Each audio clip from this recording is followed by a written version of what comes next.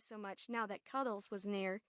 She closed her eyes and was almost asleep when she heard scritch, screech. Her eyes popped open and she sat straight up.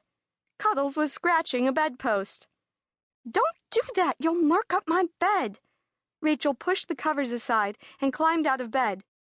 She wrapped Cuddles in the doll blanket and placed her at the end of the bed. "Now go to sleep." Rachel was about to climb into bed again when Cuddles sprang off the bed, slid across the floor, and bit into the shoelaces from one of Rachel's shoes. She flipped her head from side to side. Bump, bump, bump. The shoe thudded against the hardwood floor. "Shh! If you're not careful, you'll wake Mom and Pap." Rachel grabbed the shoe and put it in her closet. Then she picked up Cuddles and put her on the bed. "If you make me get up again, I'll put you back outside." "Meow." Cuddles tipped her head and looked at Rachel as if to say, "I'll be good. Please don't put me in the cold." "All right, then." Sighing, Rachel got into bed, pulled the quilt up to her chin, and closed her eyes. She listened for several minutes, but all was quiet. Cuddles must have finally gone to sleep. When Rachel woke up the next morning, she rushed to the window and lifted the shade. The wind had stopped howling, and the snow had quit falling. A perfect day for sledding. Rachel thought about her new friend, Orly. He'd told her that he thought the new sled he'd gotten for Christmas was the fastest around. "We'll see about that," Rachel murmured as she slipped her nightgown over her head. "I'll bet my trusty old sled will go faster than Orly's shiny new one. He just likes to brag." She opened her closet door and took out a long-sleeved dress.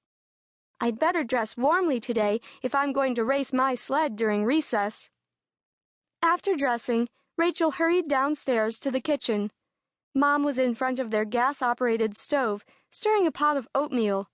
The spicy aroma of cinnamon tickled Rachel's nose and made her stomach rumble. "Gute Maria." "Good morning, Rachel," Mom said with a cheery smile. "Good morning, Mom. Did you sleep well last night?" "The wind kept me awake at first, and then after I brought—" Rachel clamped her hand over her mouth. She had almost blurted out that she'd let Cuddles into her room. "What's the matter?"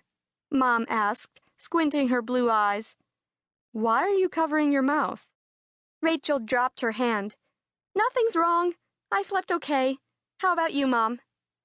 "Except for your dad's snoring, I slept fairly well, too." Mom touched her stomach and smiled. "I guess I should get used to not sleeping so much. When the Bopley, baby, is born in July, I'll be up several times during the night to feed the little one." Rachel grimaced. She wasn't sure she wanted a new baby in the house. What if Mom and Pap loved the baby more than they loved her? What if she had to do more chores after the baby came? "Would you please set the table?" Mom asked, touching Rachel's arm. "Yeah, yes, okay." Rachel reached into the cupboard to get the glasses, but her elbow bumped the box of brown sugar on the cupboard. The box tumbled to the floor and, splat, brown sugar spilled everywhere. "Always trouble somewhere," Rachel muttered. "I'll clean it up right away, Mom." She hurried to the cleaning closet for the broom and dustpan. Swish, swish. She swept sugar into the dustpan. Swish, swish. Just a few more sweeps, and it would be done. Rachel bent over to pick up the dustpan when, whoosh, a gray and white ball of fur streaked into the room. The dustpan flew out of Rachel's hand, and brown sugar flew everywhere. Some even landed on Cuddles' head. "Oh, no," Rachel said with a groan. "What's that cat doing in the house?" Mom rubbed the spot on her nose where her metal-framed glasses should have been. Instead, they had slipped to the end of her nose. "I wonder if one of the men left the back door open when they went to do their chores," she said, pushing her glasses back in place. Rachel frowned. Come to think of it, she hadn't seen Cuddles on her bed this morning. The silly kitten must have hidden so she wouldn't be put out in the cold. Rachel knew Mom didn't like Cuddles to be in her room, especially not on the bed. She wondered what she could tell Mom.